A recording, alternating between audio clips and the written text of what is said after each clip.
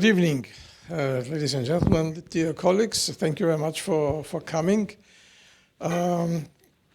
Exceptional, we're dealing with Latin America this evening. Exceptional, unfortunate, I would say, because very often there are interesting subjects about Latin America, but we have not yet this kind of emphasis on this important continent.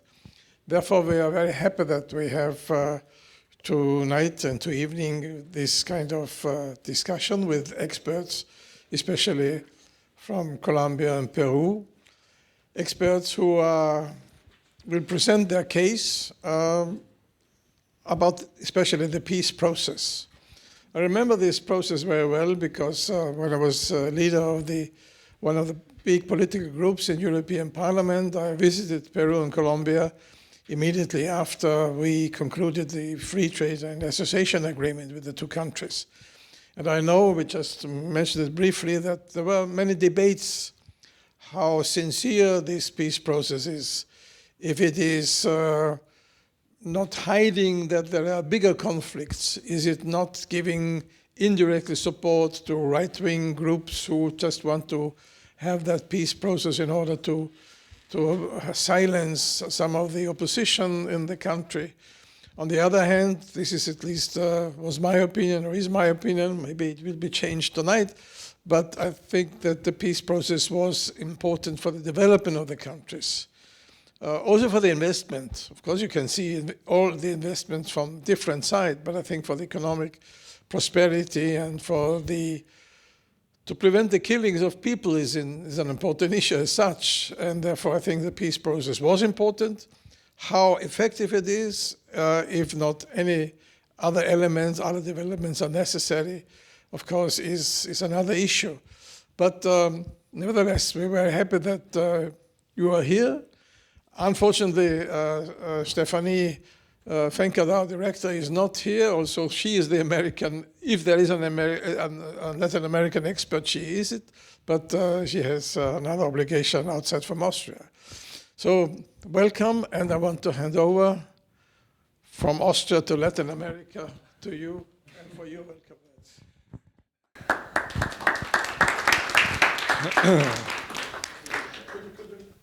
Okay, he's good. Sorry. Good evening, bienvenidas, bienvenidos, herzlich willkommen, and welcome, and thank you so much for being here tonight. We are the Latin American Academic and Culture Center in Austria, LAK, and we are really happy to organize this panel discussion together with the International Institute for Peace.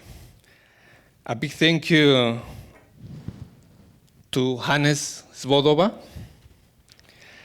President of the International Institute for Peace, and to the Director Stephanie Fenkert, and also to the Casa Cultural Colombiana in Austria, especially José Ramón Sabogal Hernández is present here, and also Jorge Oslinger is also there, okay.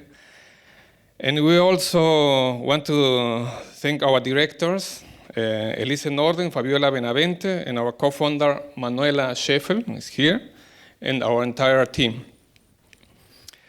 After many good conversation with Stephanie, we are proud to present our first event focusing on Latin America with the International Institute for Peace. Tonight's topic, peace processing in Colombia and Peru, is very important. These two countries have different histories, but they have experienced violence and are searching for peace. At LAK, we believe it's essential to talk about these issues, to listen, and to learn from each other. Our speaker tonight comes from different fields, research, journalist, and international cooperation. We are sure they will help us understand more about conflict and peace in Latin America, but also in a global context.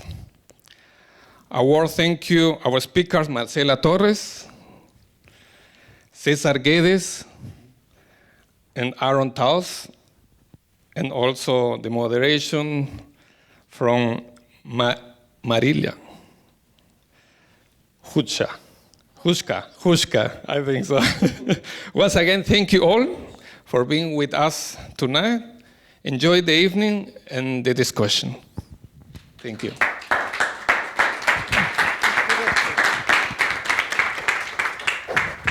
Thank you very much. Alcides, I don't need to do any introductions. I think at this point you've already done half of my job, so thank you for that.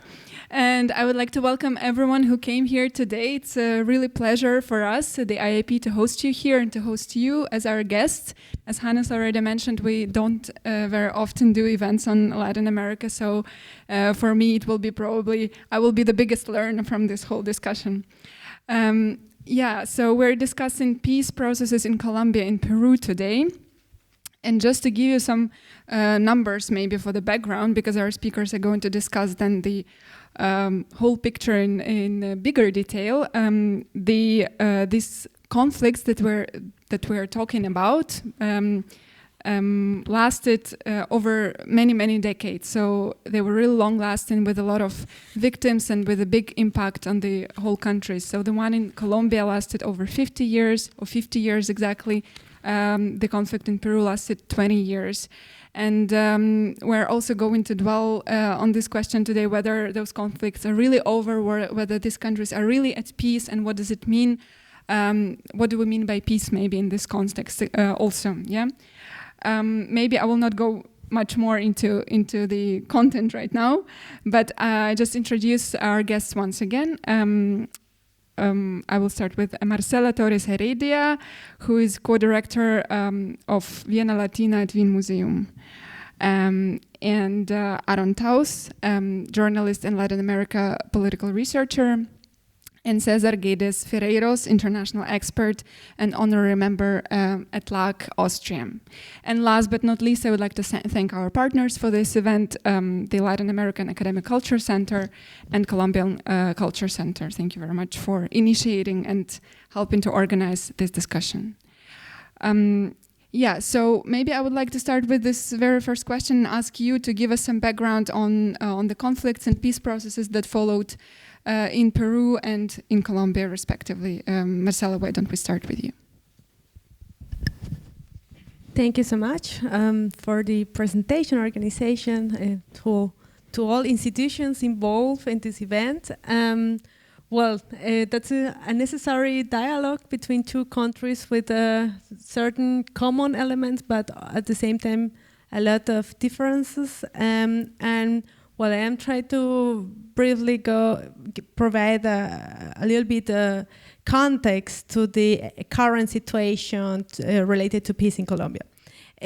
As you mentioned before, Colombia has an internal conflict, armed conflict since 1960 around, so it's an ongoing conflict that has several structural elements related primarily with the land distribution, with democracy, access to democracy or to policy making, or that the people, especially the impoverished people, had access to the political system, which is a central problem in the country, and the concentration of land. And these two elements, there was a lot of attempts to give or to provide certain approaches to that. There is a lot of peace processes that have been happening in the country, but not all of them were successful. Maybe two important processes I will mention today. That's the process with the M19 guerrilla in 1991, and that's important to be mentioned because this peace process with this guerrilla, and the current president of Colombia was part of that guerrilla, was a kind of moment where a lot of revolutionary movements tried to make peace with the government, with the Colombian government. That was the Revolutionary Workers' Party, the National Liberation Army, and the indigenous group Quintín Lame.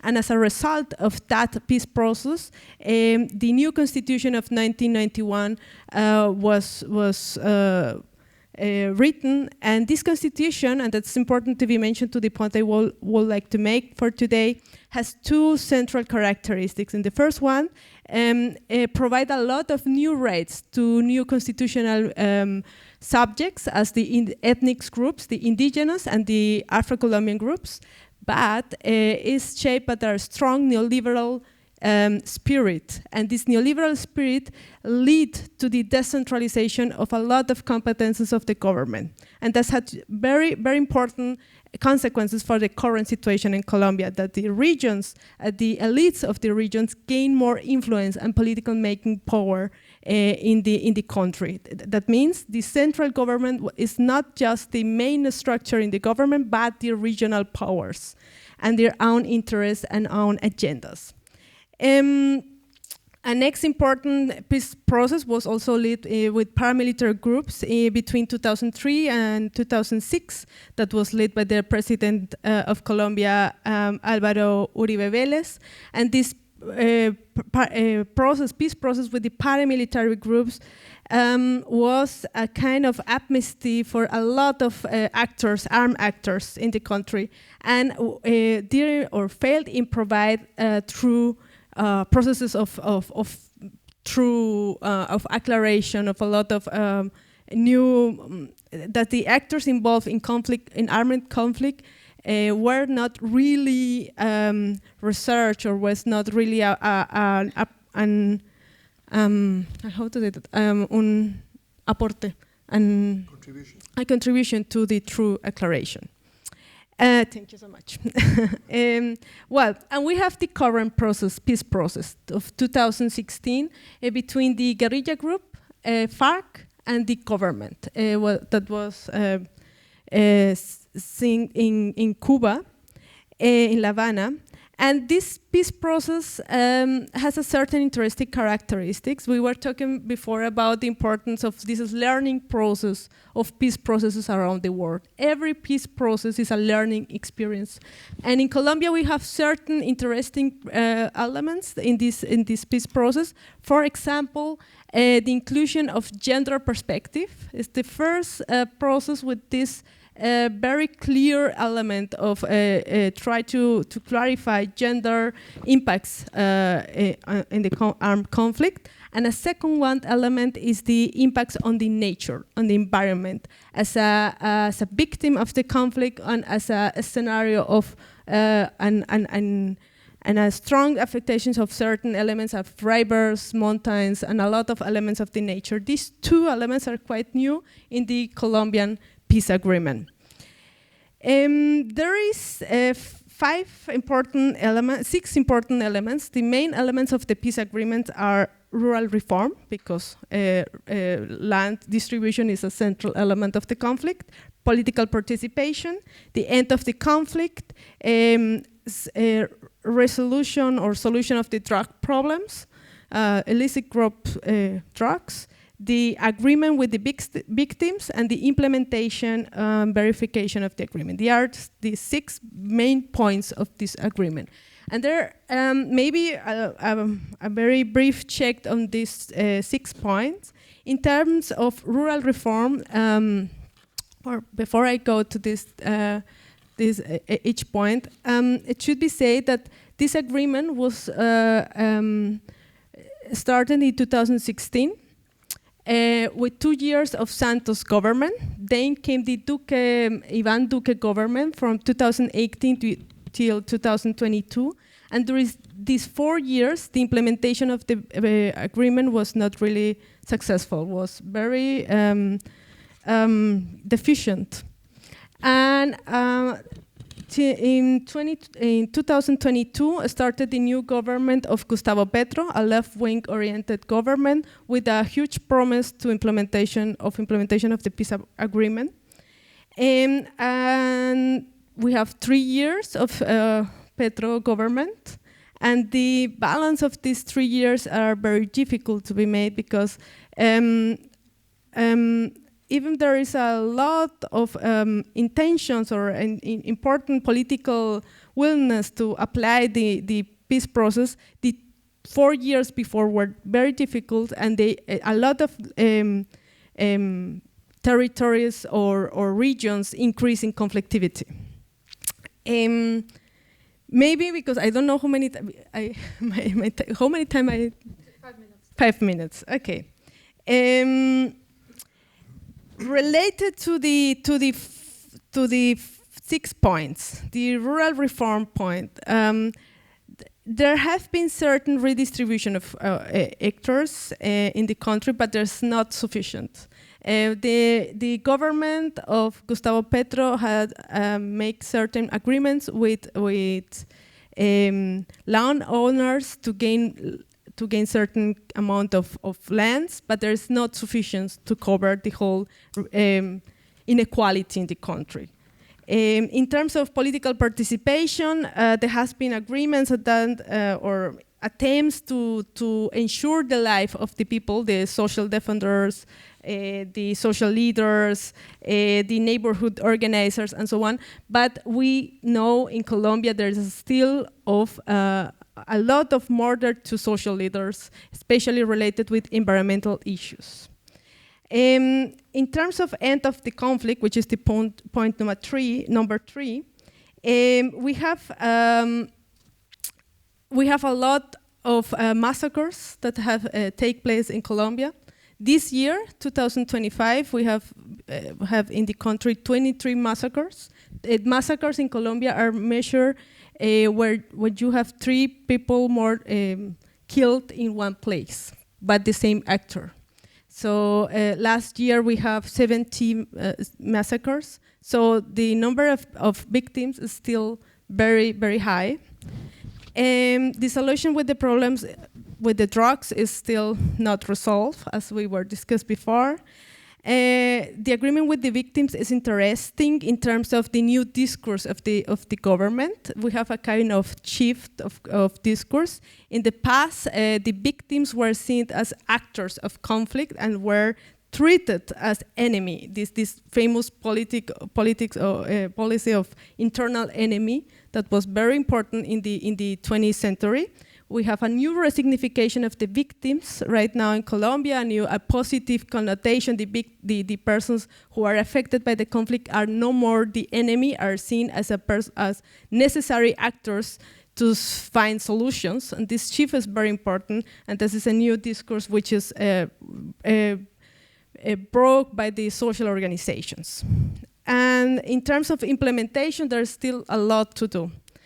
Maybe what I would like to mention to end my intervention is that we have still a lot of armed organization active in the country. One of the main is the Ejército de Liberación Nacional,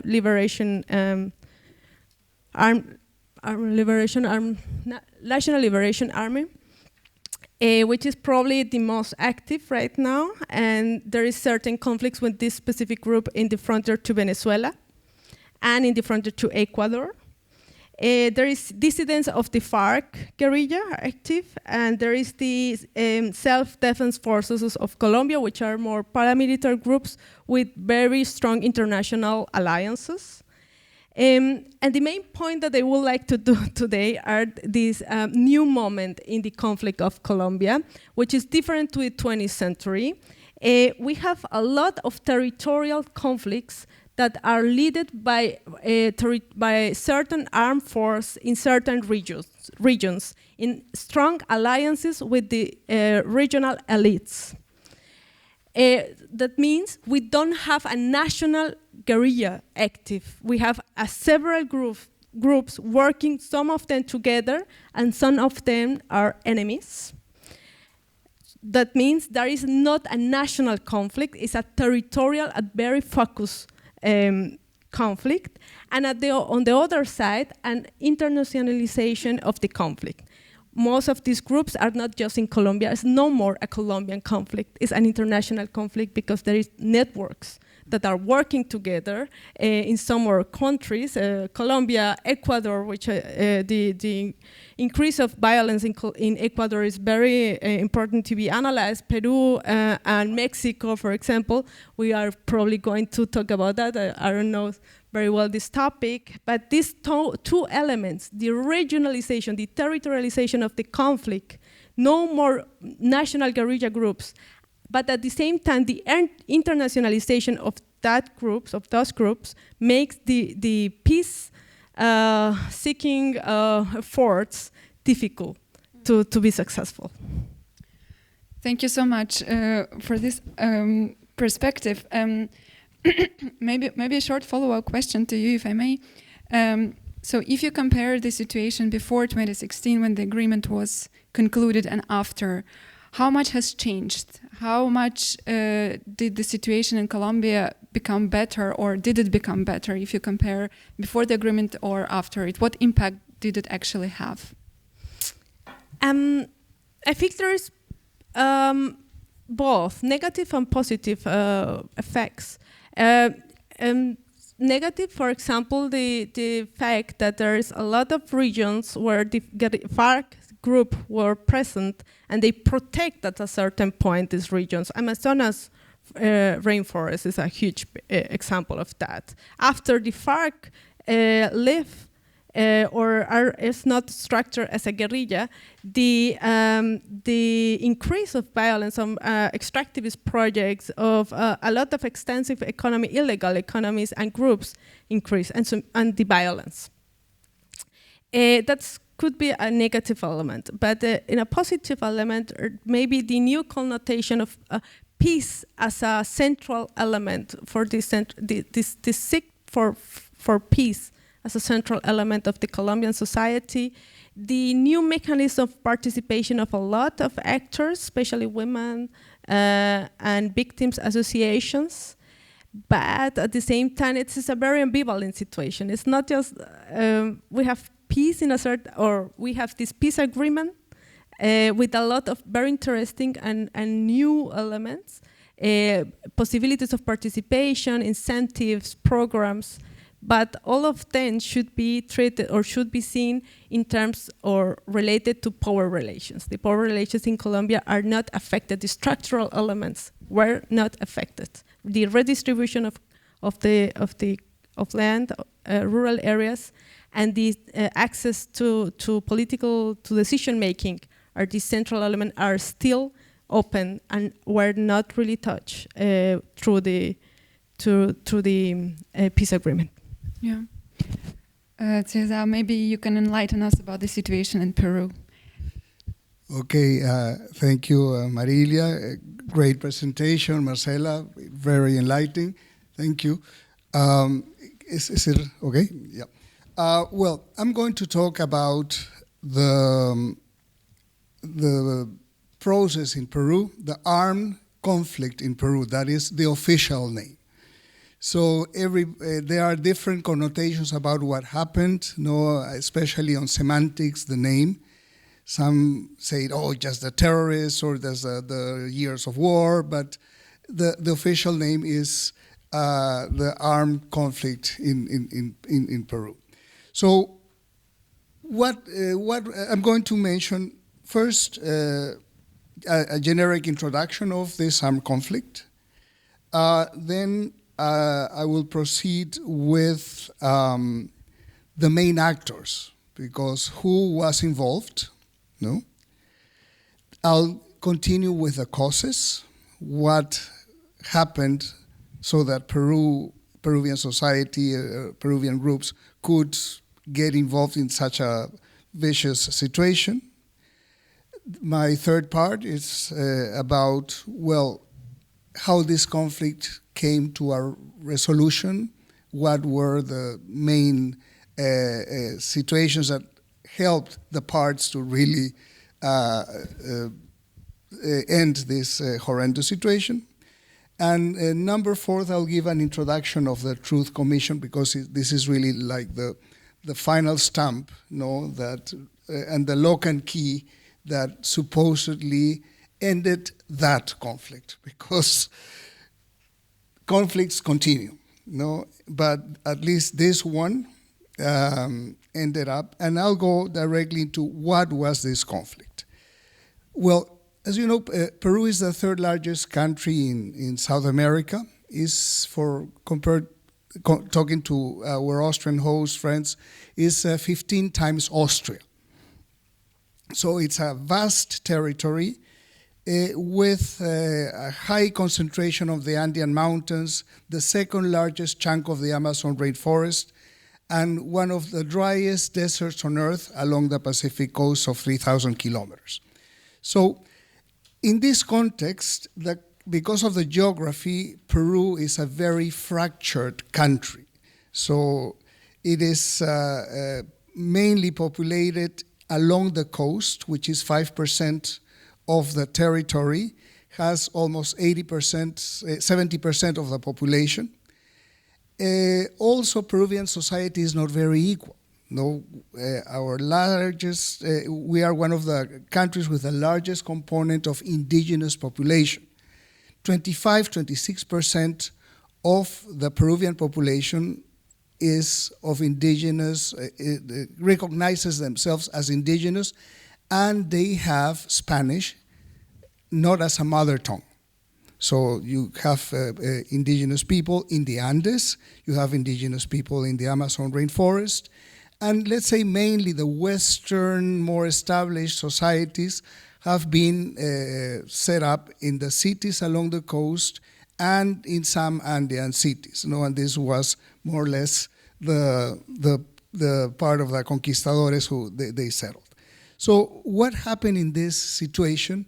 It was a very fractured country, and then there was this group that all of a sudden entered into the being of this terrible conflict. The conflict had 69,000 deaths, 16,000 disappeared people, only 5% of those were identified. This was kick-started by the Shining Path. It's called Sendero Luminoso in Spanish, Shining Path, and caught the government completely unprepared. So the conflict lasted 20 years, and it went through 3 presidents. The Peruvian presidency lasts 5 years. So it went through 3 presidents. The number one, Fernando Belaunde from 1980 to 1985, Alan Garcia 85 to 90, and then Fujimori from 1990 till 1992, that he was democratically elected and president, but then he did an internal coup d'etat. So he became a dictator in the last final part of until the year 2000. So the main, this was a terrible conflict, was completely unprepared. The main actors were Sendero Luminoso, who was the perpetrator of 46% of all the deaths. Then the other smaller group, the Movimiento Revolucionario Tupac Amaru, MRTA, which had only 2% but still is bad. And here's something a little bit exotic, no? The Shining Path, of course, these are all movements, are Marxist, Leninist, but the Shining Path was Marxist, Leninist, and Maoist. So they were inspired in the tactics of in the Chinese Cultural Revolution. So they were bringing very strange tactics and behaviors from East Asia to Latin America. And the worst of it all is that it was very much inspired by practices of Pol Pot. Have you heard about the killing fields, Cambodia? Well, that was present in Peru. Then the other actor was the government, the armed forces, who, according to the Truth Commission, it was 30% of the death. And finally, the cheese of the sandwich, the local population. They were compacted between the government and the rebel groups.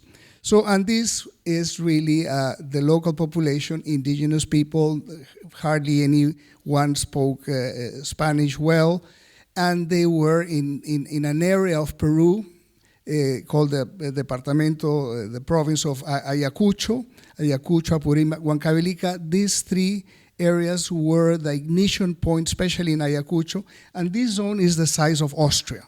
So it's exactly 83,000 square kilometers, the size of Austria, so as to put it into perspective. Then the causes, well, endemic poverty of the region, a very weak state in a very fractured territory, very little government infrastructure, if any, hospitals, highways, airports, you name it. There was very little invested in that part of the country.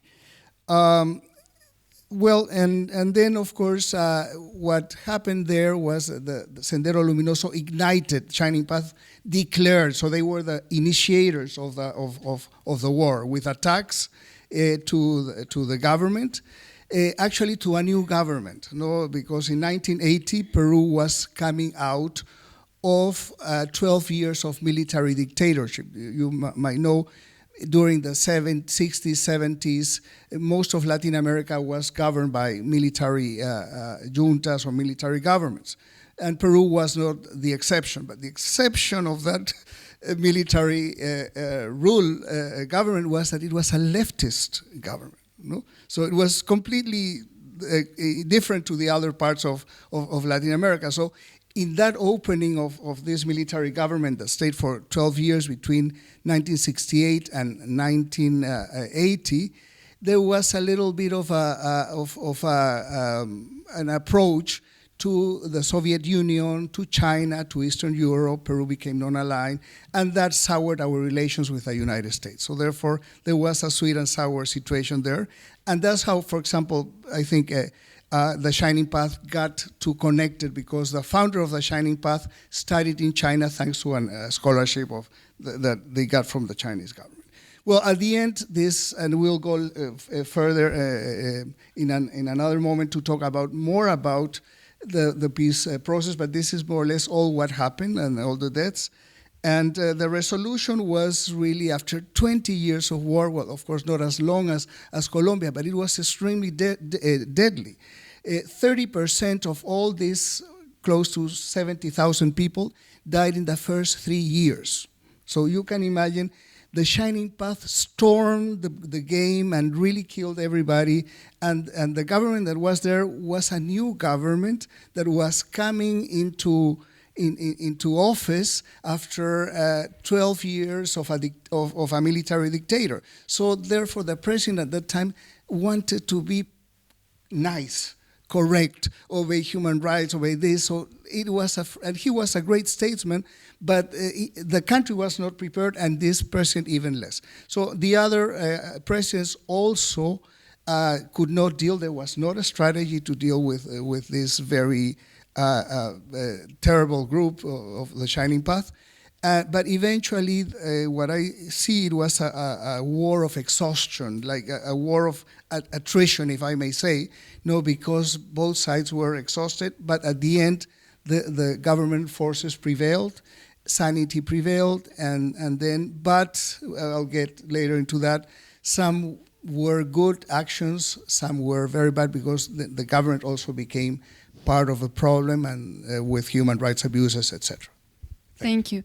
Maybe also a short follow-up question, because if in Colombia there was a formal peace process where you had a peace agreement and some points already written in it, how the implementation should go on, there was nothing like this in Peru. But you already mentioned at the beginning that there was a commission established. Yes. Can you maybe address it very quickly? Yeah, so I just wanted to give this introduction, but yes, there was a Truth and Reconciliation Commission.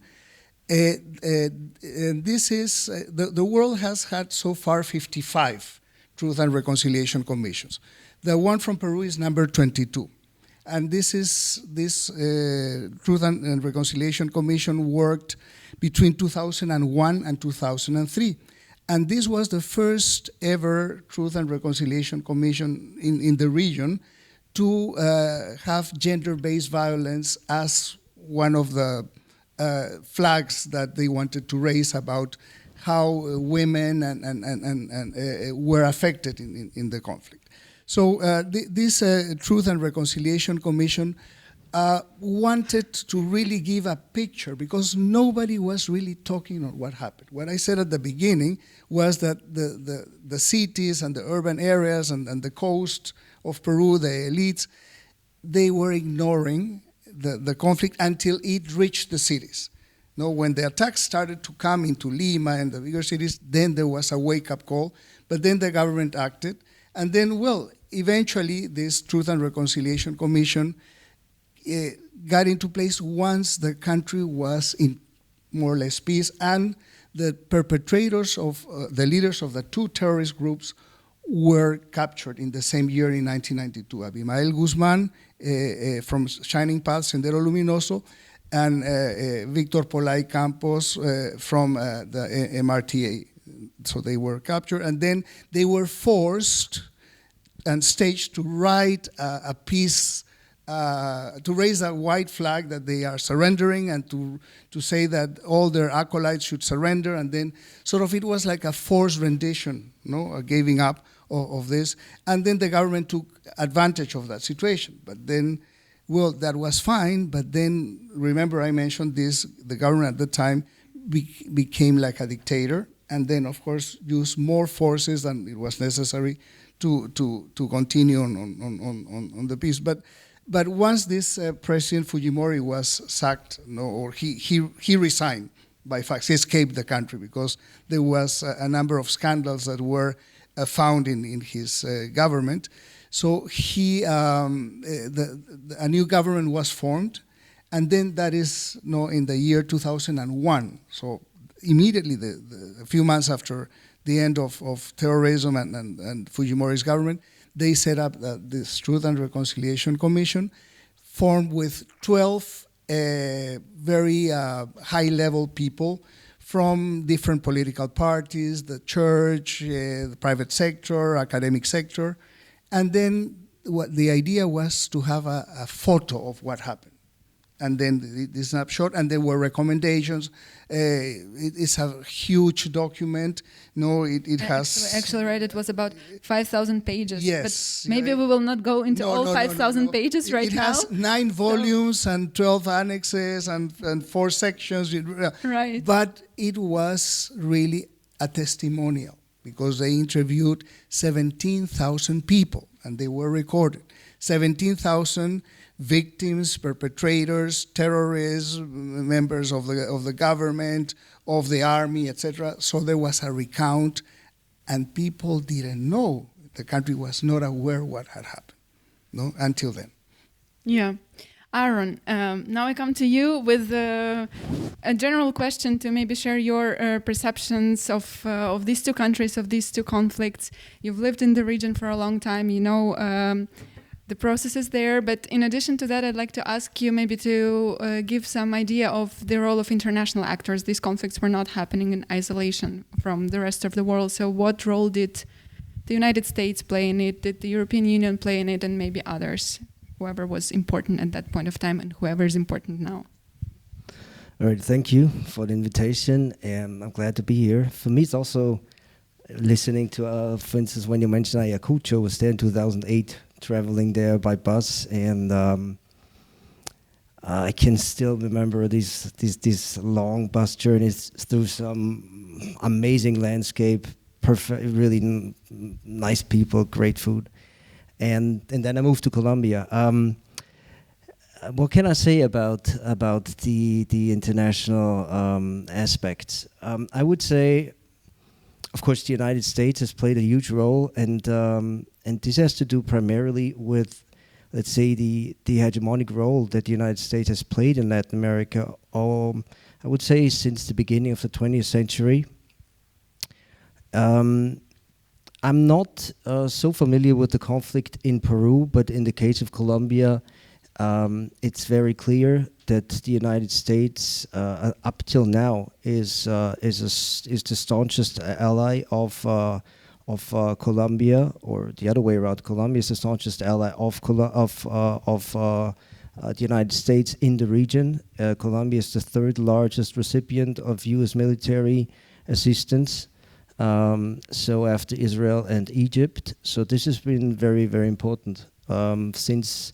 Actually, before the conflict started in the 1950s, the United States was already calling for the formation of paramilitary groups to basically go against left-wing peasant communities that later became the FARC. So and And of course, there were political interests involved.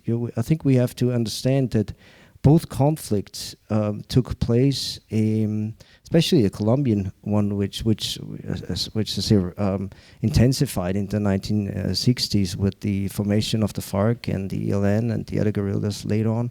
I think it's very important to understand that this took place in the context of the Cold War.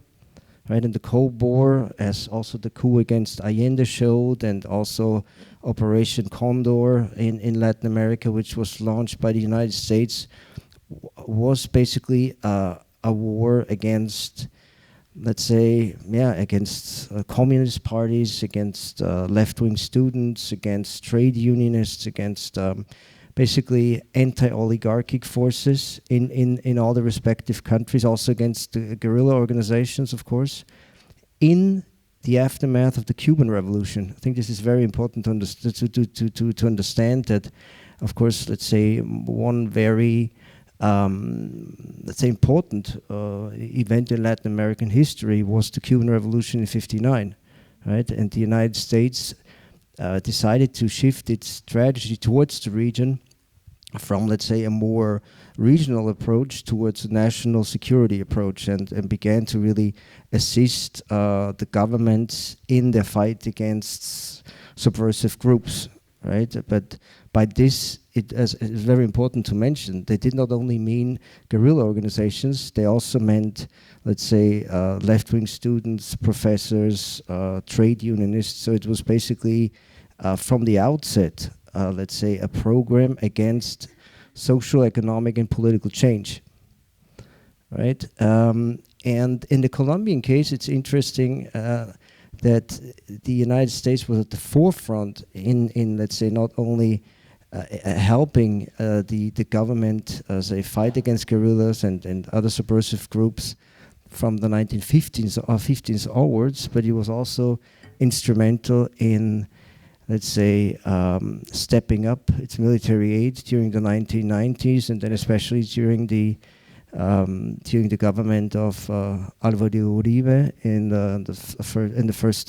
decade of the year of this millennium or century. And so I would say, without the role of the United States, the Colombian government wouldn't have been able to fight this war against the guerrillas and against also the civilian population, and also very important that the United States also supported the formation of paramilitary groups, right? And I think it's important to mention that the vast majority of human rights violations in Colombia was committed by the Colombian military and paramilitary groups, right? Without, of course, the guerrilla was also responsible, but this is, I think, sometimes portrayed a little bit lopsided, and it's portrayed in a way as if it's only the guerrillas were responsible. But I think we have to understand that it was a war fought by the Colombian state or the Peruvian state against guerrillas, against also trade unionists, against. I worked at the university, public university, for many years. And many public universities in Colombia also have a history of violence against left-wing professors, against left-wing students, against also trade unionists. I mentioned this before in the conversation we had, that Colombia is still the most dangerous country in the world to be a trade unionist.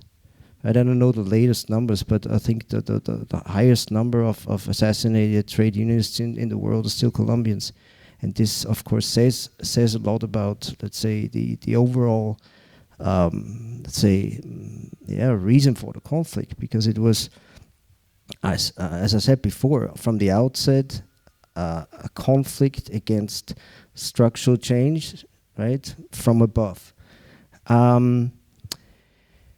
What else can I say? I think I mentioned these geopolitical elements, that the role of the United States, but of course there was always economic interests that played a huge role in let's say, in both countries. I would argue, the United States and also Europe, they've been interested ever since, basically, in Latin America's natural resources, right? So, let's say, maintaining the country's subordinated and dependent role as an exporter of natural resources has been a strategic economic goal of both Europe and the United States up till this day, right? And what the both peace process did not manage is to call into question this dependent, subordinated economic role that both countries play within the international division of labor. Both countries are still dependent, their economies, primarily on the export of raw materials, oil, gas, metals, also agricultural products, foodstuff. Both countries have a very limited industrial base. Both countries have never tried, or in the case of Peru, made the attempt but failed so far to really move towards a serious land reform. So let's say the underlying structural aspects, right, that as you mentioned in at the beginning, that I would say led to the conflict is still in place. And so I would say, let's say both the dominant economic and political forces in Colombia and also the United States and Europe have not shown any interest of calling into question, let's say, these structural problems. As I said, lack of land reform or the concentration of land ownership, also the lack of, let's say, industrial domestic development, also the structural unemployment. I mean, if you take a look at, for instance, the level of let's say structural unemployment in both countries, it's much higher than in any European country, right? Many, especially in the big cities like Lima or Bogota, Medellin, Cali, and all this, a lot of these people, they fled from the countryside due to any, let's say, prospects of a better life, and in the country, due to a lack of industrial development, they're not really any well-paid jobs. So a lot of these people, they end up in being underemployed or underemployed, and I don't know, you know the scene, selling coffee, selling, I don't know, clean air, selling candies, doing any kind of work just to make a living. And I think what the peace process didn't do is almost more important to what it did. Because at the end of the day, these things that I mentioned before were not even negotiated. So you're saying that the structural problems in the countries were not addressed. I would like to mention one thing, because I think it's interesting, because you mentioned these 6 points, right? Land reform and drugs and political participation. But I think from a dialectical perspective, you have to ask yourself also what hasn't been negotiated, right? To complete the picture, what hasn't been negotiated was this economic model, right? What wasn't negotiated was the role of the military, and what wasn't negotiated was also this alliance between Colombia and the United States. And Petro once said it in an interview. He said, look, if we had touched upon this, right, they would get rid of us right away. Of course, I mean, politically you couldn't do it, but I think to really understand what the peace process tried to achieve and what it can achieve, you have to also think of, let's say, these things that the government, Santos government, and also Uribe, who made also attempts to negotiate with the FARC, had always said, no, we're not going to talk about this. Yeah, my question was more into this geopolitical direction now that we have big changes undergoing in the United States, in the European Union, with the new Trump administration or the second Trump administration. How does this affect the peace and conflict in the two countries, and maybe how do they position themselves in terms of their relations with the United States? Do they look for new allies, for example? Do they use this, global changes to, I don't know, to carve a deal for themselves, different groups within the country? So maybe all of you can talk to it, yeah?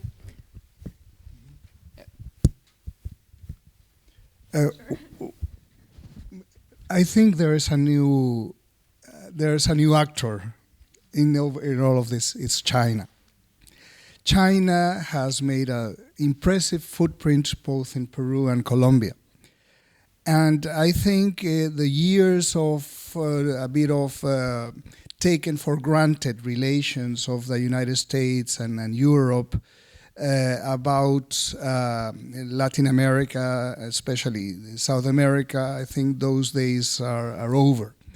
As Aaron, you mentioned, the enormous amount of wealth in natural resources that these countries have. I mean, the territory of Colombia, the territory of Peru, those are big countries. I mean, 5-10 European countries can fit in the territory of Peru and Colombia, or half of Western Europe fits into these lands, and these are countries rich in minerals, in agriculture, in fisheries, and of course they have a market, and both countries face the Pacific Ocean. And I think China, slowly but surely, is repositioning itself in a way that is going to become a stronger actor. And Peru has signed a free trade agreement with China. I'm not sure if Colombia as well. So therefore, the writing is on the wall. I mean, and Peru 2 months ago inaugurated the largest port in the Pacific Ocean built by China. And it's not the government of China, it's the private sector of Peru with a private sector of China and a company of the government of China. And that was taken by surprise to the United States. So probably the conflicts continue, and I think in different facets, but the main areas of influence are shifting now from a Euro or North American center approach towards more a Pan-Pacific or Indo-Pacific strategy, as they call. That's my... Yeah. Aaron, maybe if you have anything to add to that. Yeah, I would agree with what you just said.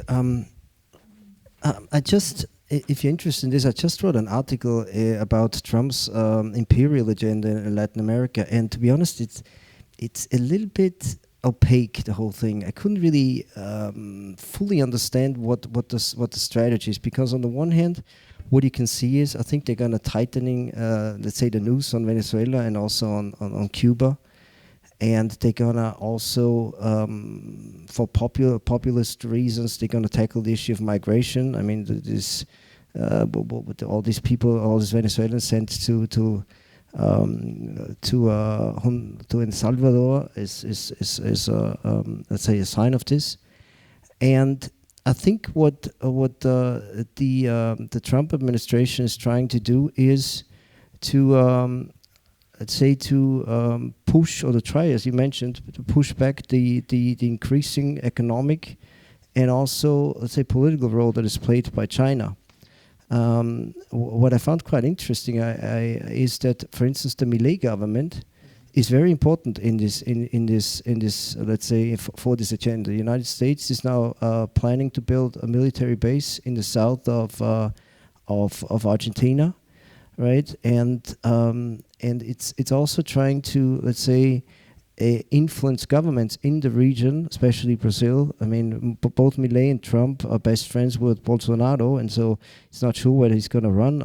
But they, of course, hope that Brazil will tilt back to the United States, and so I would say you're right. This China U.S. thing is very big, but I think it's also, you have to understand the role Brazil plays within BRICS.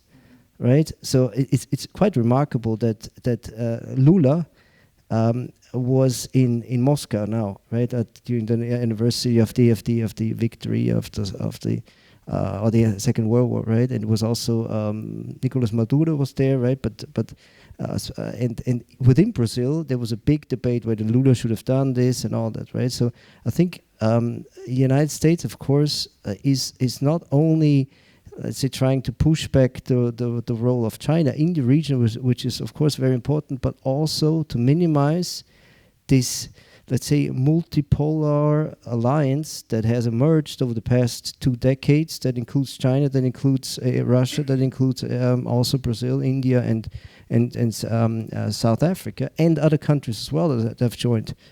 I think it was 1.5 years ago. Yeah.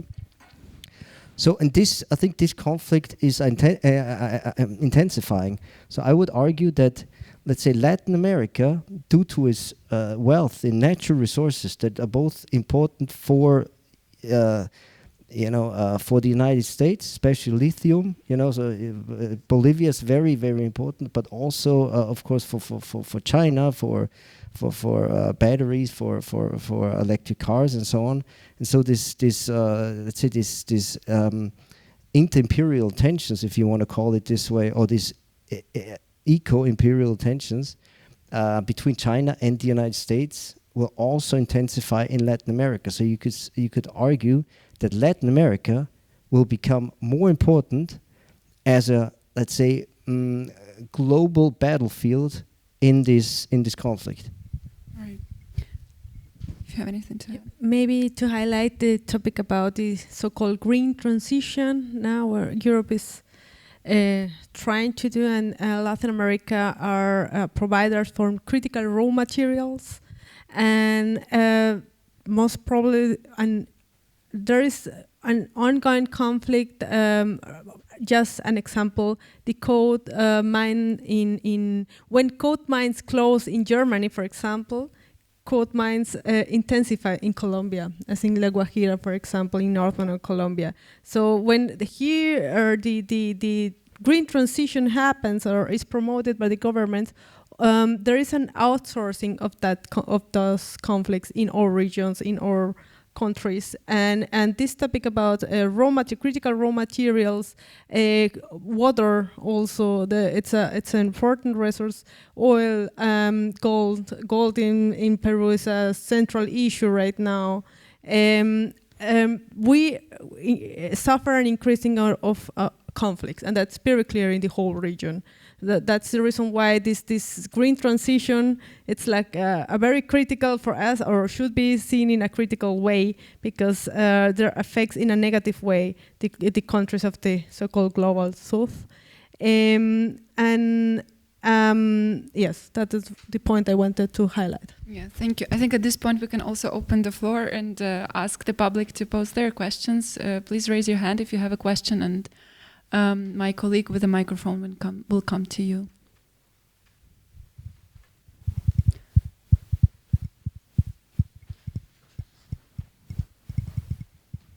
Yeah, there was a question in the back.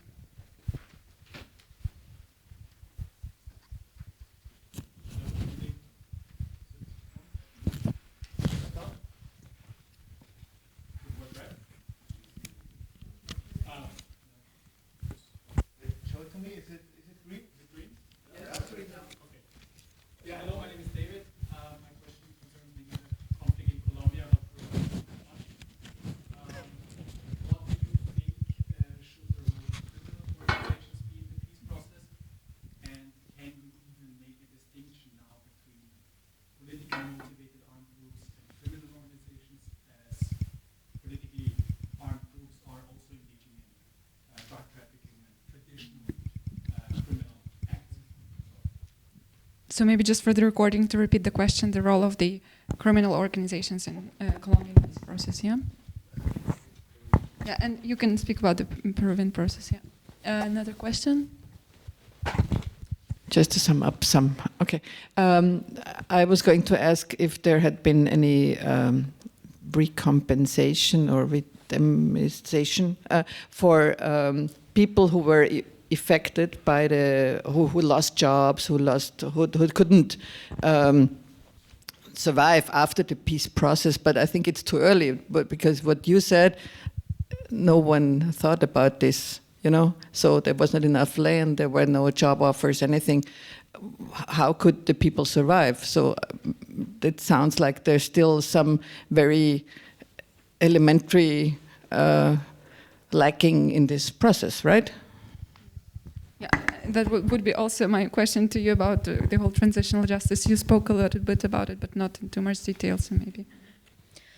My question was, during these years, has our Middle East countries ever affected Colombia or Peru during these years, or no?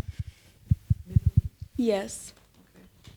You mean what impact Middle East countries have on Peru and on Colombia Colombia during those years? I think we can go back to the panel and then we take another round of questions, yeah? Maybe you can start?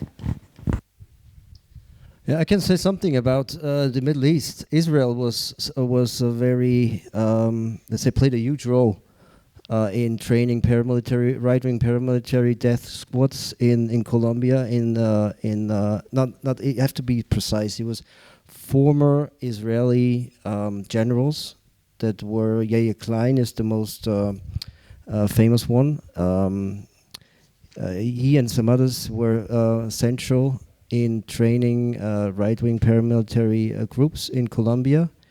And Israel was also was up to date, if I'm not wrong, is still a very important weapons provider to Colombia, and provides Colombia with also any kind of surveillance technology and all this. And I remember there was a quote, you can look it up, by Santos, saying basically Colombia is the Israel of Latin America. So it shows this very, let's say, strong relationship between the two countries. As for Peru, I'm not too sure if Israel played also a role. No? Right. Thank you. César? Well, one of my favorite topics, the role of criminal organizations in the conflict in Peru. That's why the war, the internal armed conflict in Peru went up to 20 years, because initially it was the shining path in the mountains, with their ideology and trying to push this war from the cities, from the countryside to the cities, etc., following Mao and Pol Pot techniques.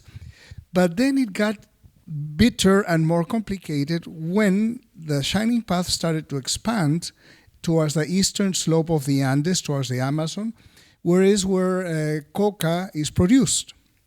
And therefore, yes, bingo, no, they connected with narco traffickers, with drug producers, and then they became bodyguards of the drug traffickers. So therefore, there was two sides of the same coin, and the shining path, and also to a lesser extent MRTA, got a lot of money out of taxing the coca producers, and also the planes, small planes taking off with refined cocaine, and they were making a fortune. That's why suddenly, and probably that also happened in Colombia and other countries, they discovered the sweet smell of money.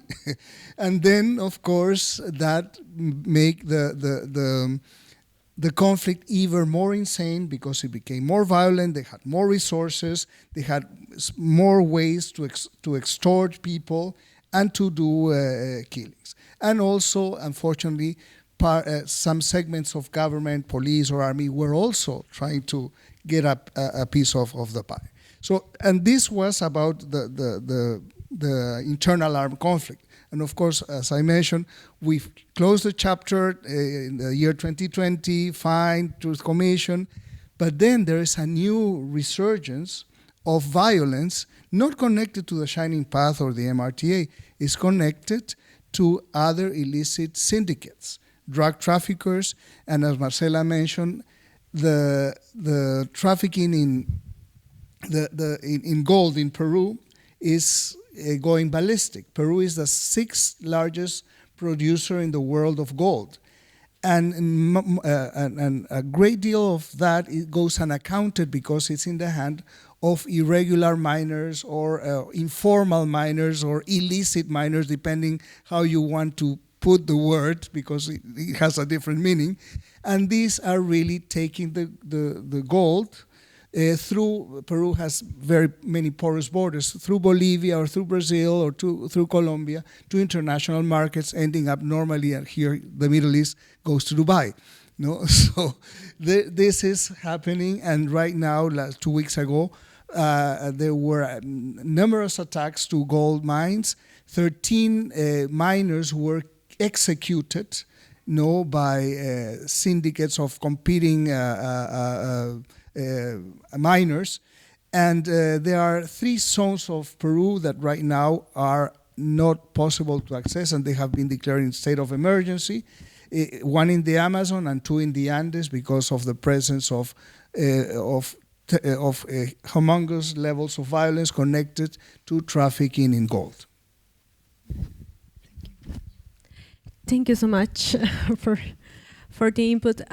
Regarding to the questions, maybe the first one related to the incentives or the compensations to the population. There have been contemplated in the peace agreement a certain amount of programs in several areas, to productive projects, to substitution projects, to substitute illegal crops to other kind of crops that have been contemplated. And these programs are quite successful in certain regions and in certain areas, but are not enough in terms that not the whole population who was affected by the armed conflict are beneficiaries of that programs in the first place, and in the second place because some of those programs are not the whole solution for the problems, because there are a lot of actors involved trying to gain control over certain regions and territory that are strategically important. One important example, and that's related to the second question, is the region of the northeast of Colombia, which is the region in front, close to the frontier to Venezuela, Catatumbo, where this year there have been an increasing number of conflictivities, and that led me to the first question in terms of armed group of criminal groups. Now, this is an important debate right now, because we have certain guerrilla groups, as I mentioned before, the ELN and dissidents of the FARC group.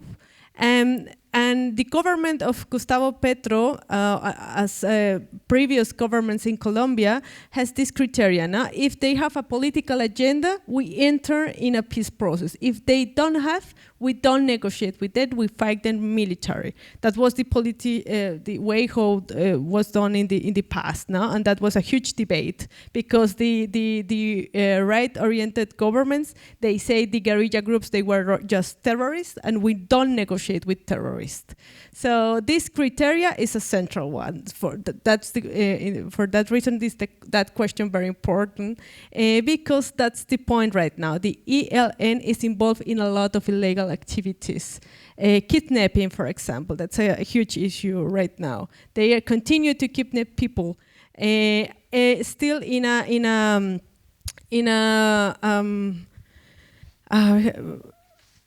alto el fuego and ceasefire. It's still a ceasefire. They continue with these illegal activities. That's the reason why, after the beginning in 2022, with the negotiations with the EL group, Gustavo Petro stopped this negotiation this year because of that those illegal activities. And that's the same case of the dissidents of the FARC. So this ambiguities of these guerrilla groups, and the fact that, for example, the ELN doesn't have a central commando, doesn't have a central representation, makes difficult to negotiate with certain groups and to stay in a constant negotiation process, which was actually the plan of Gustavo Petro with this very famous total peace program. Gustavo Petro started his government with the promise to negotiate with all groups. If they have political agenda or not was not important. he wanted to ensure the peace for the country, but we see right now how difficult and complex it is to deal with such different and very sophisticated in part structures that are, some of them has political agenda, but still they lead illegal activities, and some of them doesn't have a political agenda. They are just profit-oriented organizations that are very successful in the way how they do business and very well connected internationally. I think there was one more question at the back and two more. Okay. Hi. I have two questions. So the first one is, you mentioned a lot of economic and structural challenges, and you mentioned BRICS. So where do you see the role of other international organizations in the countries, especially United Nations and its agencies, World Bank, or the Chinese New Development Bank? And from listening to you, I've been overwhelmed with pessimism. So do you see any optimistic events unfolding that are bringing some positivity in your outlook? Thank you. This is a very good question. And one more, the lady at the back on the left side.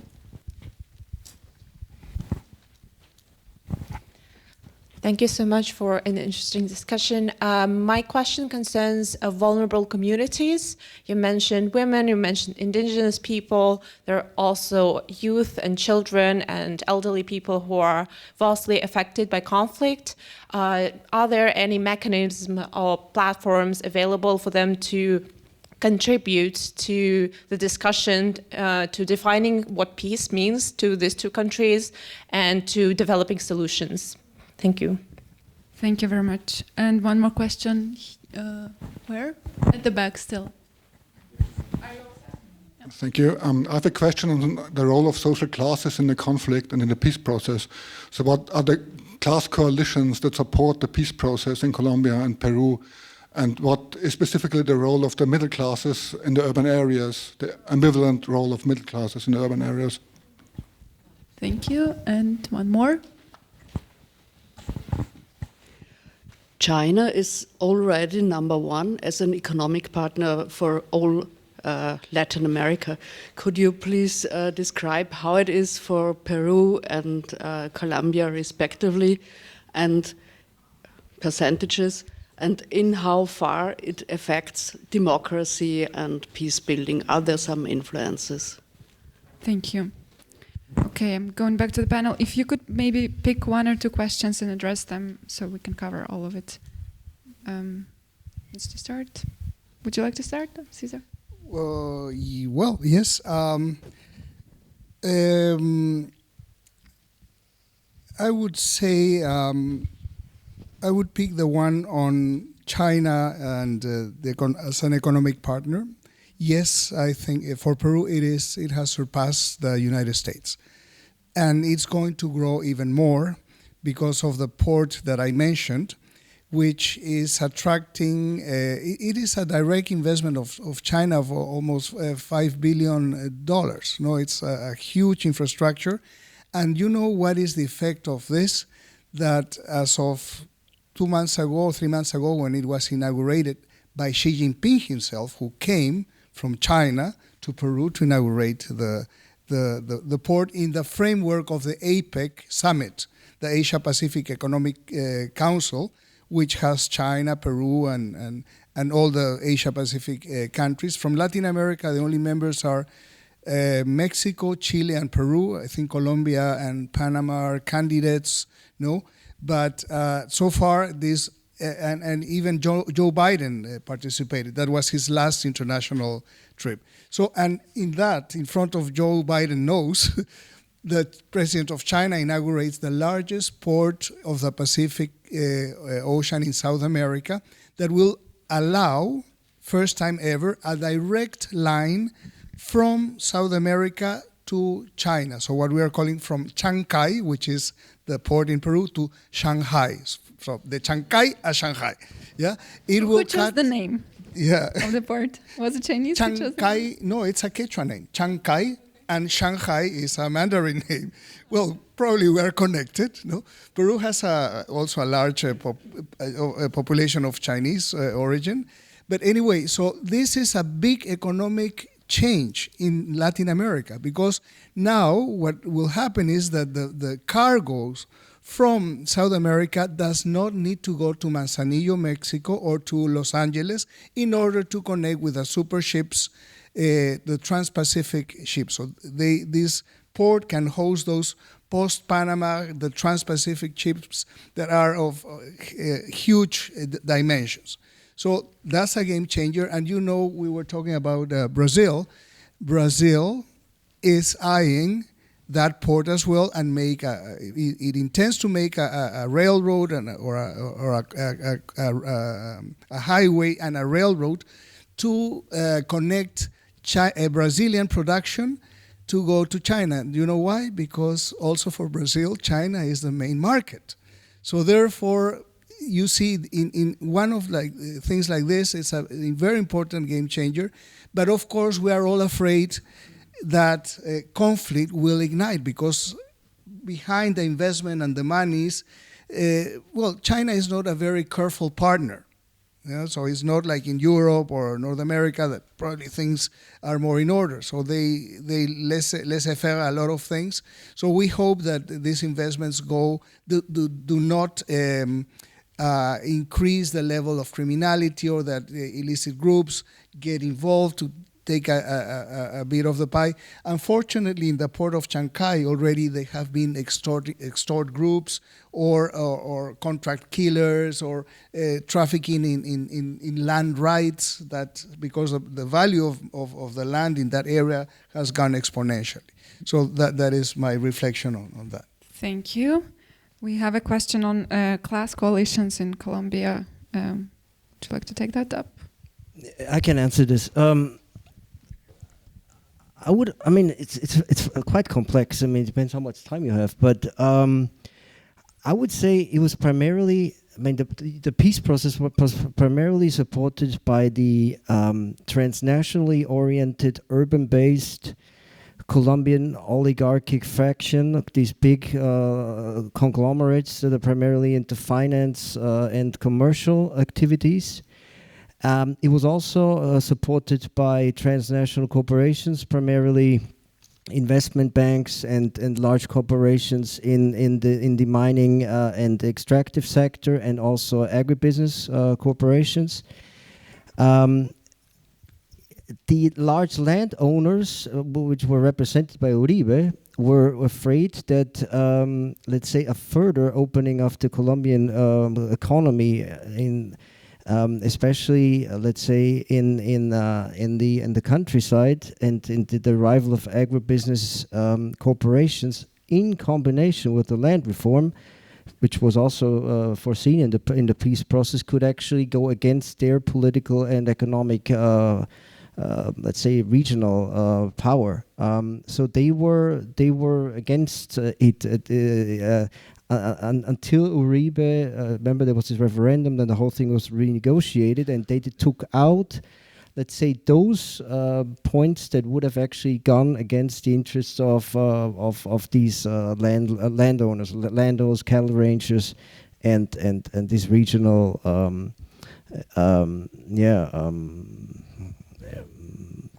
you could say caudillos. And it was also supported by, let's say, left-wing parties. So I would say the peace project was actually hegemonic in the sense, right, that it was that was supported not only, let's say, by the dominant classes, but also to a large extent by all different political and social representations of the subordinate classes, right? So both in the countryside and in the urban centers. And to make it even more complex, I think it was also supported by, let's say, the United Nations. It was also supported by, let's say, the IMF, World Bank, all these international financial institutions that are basically focused on the managing of global capitalism. So you could say it was even a transnational hegemonic project. Right. This is. I think it's. You would have to go into details, but I think this is, let's say, viewed or drawn with a broad brush. What I would say about this class analysis, the middle classes were, I would say, more against the peace process. Were especially in the urban centers. I think Uribe, during his, when he formed his Centro Democrático party, and when he started to rally against the peace process, there was a lot of support from middle classes against the peace process, and so this, I would say, the middle class was rather an actor that rallied against the idea of peace. Then. Was the question about pessimism directed or given to me, or directed against me, or my colleague? Towards the whole panel. The panel really has a very pessimistic perspective. So if you have someone optimistic outlook, I think that points to make, then I think the last thing you lose in Latin America, optimism. I think the optimistic things is there's several. I think on the one hand, it definitely made it easier, let's say, for popular forces in Colombia to organize politically, because with the peace process, this discourse that if you, let's say, a lefty, you are at the same time a guerrilla fighter, is less strongly used as a political tool. I mean, they still use it because, of course, the ELN exists and some other, las disidencias, the dissident forces of the FARC still exist. But I would say that these two, really, let's say, massive ways of popular protest in 2019 and then again in 2021, they were also a result of this, right? Of this, let's say, that the peace process really opened a new political space for popular organizing. So it definitely empowered the Colombian left, and I think the presidency of Gustavo Petro is an outgrowth of this. Right, I think this wouldn't have been possible without the peace process. So there's definitely hope that in the long run, through political struggle and organizing from below, that things might change. But I think it's not about being pessimistic, but I think it's also important to not to be overly optimistic and naive, in the sense that now there's a peace process, that everything will now be great and we'll be all happy. Because I mean, as Marcela mentions, there's a lot of violence still going on. Community leaders and social leaders are basically killed by the week, or maybe sometimes daily. That the massacres continue.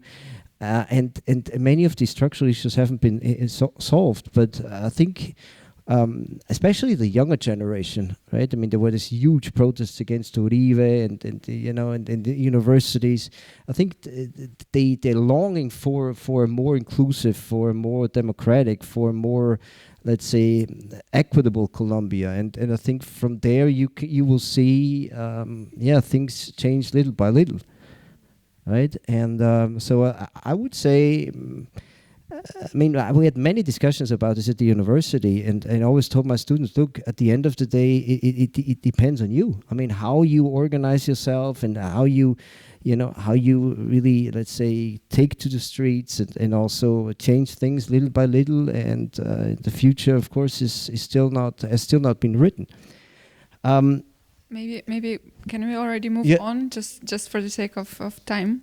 Yeah, sure. There are two questions remaining on role of the international organizations, if you wanted to address that, and then the one on vulnerable communities. Maybe Marcela, you can speak about that. Thank you very much for the great questions that allow us to talk about issues we didn't have the time before to address. In terms of optimist or negative perspective, I agree with you, Aaron, in terms of there is especially a discursive shift, what we have seen in the last years, and a perspective or perception of peace as a necessary goal for the society, and that's central. That's very important, because in the past, peace was a left-wing oriented ideal, and right now, or in the current Colombian society, it's not. It's a common idea. And what maybe the left idea is peace with social justice. No? That this is not peace without any. We need something to reach the peace, and the social justice is important for that. Related to the participation of vulnerable communities as women, LGBTQI plus community, indigenous population, that is something that the peace agreement of 2016 really take care or wanted to grant at this kind of participations, and there is instances that were created where these groups are spatially involved, and that's very central. This gender approach of the peace agreement, that women and LGBTQI plus community and children have the opportunity, teenagers have the opportunity to say how they want a new society and how the certain kind of reparations could be done, especially for the more vulnerable population. And that leads to me to the topic of middle classes and this discursive shift in the, I think the middle class right now is very convinced about the topic of peace. A lot of middle class persons have involved in one or other way in the peace agreement, working for NGOs, making policy in the state. So there is a certain homogeneous perspective. We should actually reach a peaceful society. And a last thing maybe related to the international organizations that are important in Colombia in terms of application or implementation of the peace agreement are the USAID. At the USAID, as we know, there is a heart that is a very central component. For example, in Cauca, the region where I am researching, the USAID is very strongly linked with the Afro-Colombian population. For almost all the programs related to replaces of crops or the memory processes or big work with women or indigenous, the USAID is there. And right now they are suffering a lot of with this new politics of the USA. So international organizations make a huge I don't know, not always a contribution, I should say, but they are really strong involved in terms of the peace agreements, of the application of the peace agreement, and they are not always contributed in terms that some of these international organizations are also trying to keep the interest in eye, no? The things of raw materials, the access to certain kind of regions are also ensured by certain international organizations. Yes, that wanted to mention. Yeah, thank you so much. We already discussed a lot. I just wanted to ask one last question to you. What would be an optimistic outlook in the Peruvian case? Huh? Well, I want to compare the worst years of terrorism, and I would like to zoom into the year 1990, which was probably at the height of the conflict and the worst economic debacle. This was at the end of President Alan Garcia's first government. So he ended up in his 5 years of term with a devaluation of 2 million%. The GDP in those 5 accumulated years dropped 14%. And the inflation, the accumulated inflation of those 5 years, 85 to 90, was 7,650%. I mean, you may not comprehend, I lived those years, and it was the most horrible life experience you could have. And in addition, you had terrorism. They were the terrorism came into the city, bombing in Lima in the streets. But anyway, the armed forces and civil society came up. The terrorism ended in the year 2000, And now let's make a snapshot between the year 2000 and the accumulation of growth in the year 2024. Let's look at December 2024. The economy of Peru grew 352%, so an average of 6% of growth a year. Despite the problems, of course, the peace agreement, the Truth and Reconciliation Commission gave the impetus for the country to step up and go forward. Also, the price of our raw materials and exporting goods were at the highest. No, and the only moment that it was really bad between those the year 2000 and 2024 was 2019 during COVID, that the economy shrank 12%. But if we calculate 352% of over 20 years of growth, 12% is nothing. And well, I mean, now we are looking forward, also this is optimism, to a new election, which is next year. And you know what is the optimism? Because our actual president has an approval rate of 0%. Zero, literally zero. No? Between 3 to 0% is her approval rate. And Peru has had 6 presidents in the last 5 years. So we are looking forward to have a new, more credible political system with a more credible president. But the problem is that there are 40 candidates. So but anyway, the economy is doing very well. The Peruvian sol is at its highest level of strength. Yeah, I think our next discussion on Latin America will be elections in Peru, and we'll go through all 40 candidates. Thank you so much. It was a fascinating discussion. I learned a lot. I actually made a summary here. I will not go into that right now, but I just wanted to say that, to highlight maybe 3 optimistic things. Peace has become an agenda, an idea that people embraced. This is very important and big step forward. It also opened space for new organization in terms of politics, so let's hope that it will then spill over from the political level into the grassroots level. And then there is growth in Peru, and we should be happy about it and appreciate it.